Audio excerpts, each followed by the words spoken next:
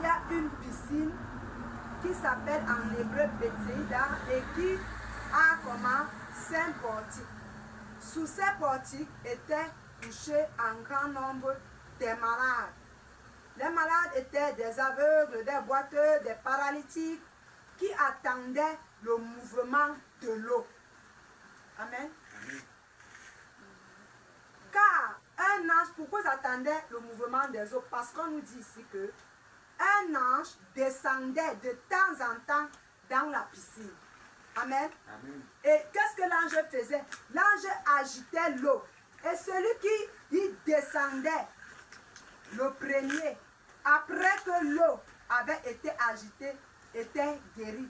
Quelle que fût sa maladie. On s'arrête d'abord là. Amen. Amen. Ici, le décor est planté. Le décor est planté. En hébreu, on nous dit ici, Bethsaïda signifie en quelque sorte la maison de miséricorde. Et quand on entend parler de maison de miséricorde, on entre directement dans notre esprit en disant que oui, ça peut être la maison du trésor, comme où nous sommes ici exactement. Amen. Aujourd'hui, nous sommes au Mindjet. Amen. On dit qu'un ange venait.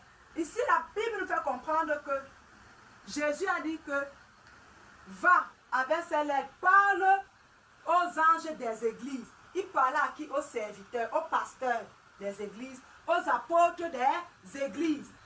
Maintenant, on dit que Bethsaïda, un ange venait de temps en temps. Et ça représente véritablement le Mindjet où nous sommes ici.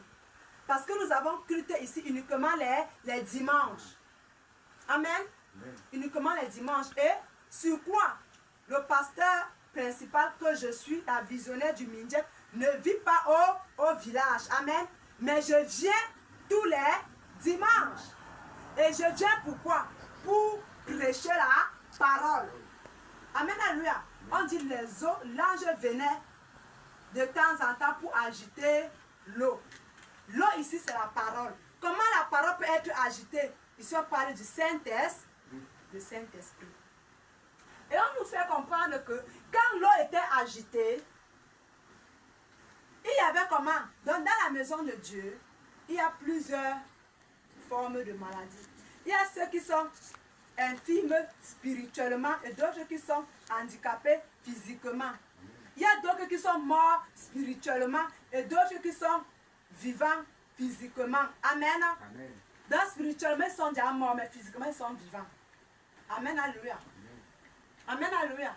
D'où on dit qu'il y avait toute forme de personnes dans la